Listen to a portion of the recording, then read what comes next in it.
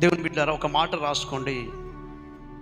ప్రార్థనలో ప్రతిఫలం చూడకపోవడానికి కారణాలు ఉన్నవి. ప్రార్థనలో అసలు ప్రతిఫలం ఎందుకు చూడలేకపోతున్నాం అంటే మన ప్రార్థనలో లోపాలు ఉన్నాయి. అందుకే ఆ ప్రార్థనలో ఆశీర్వాదం కనబడతలేదు, ఆ ప్రార్థనలో దీవెన కనబడతలేదు.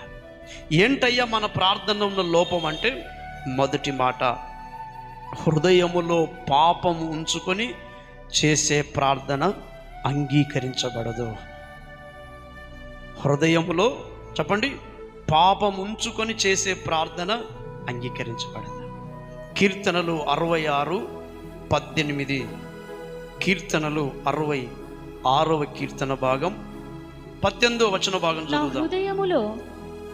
నా హృదయములో నేను పాపమును లక్ష్యము చేసిన ఎడల, నేను పాపాన్ని కోరుకున్న ఎడల ప్రభువు నా మనవి వినక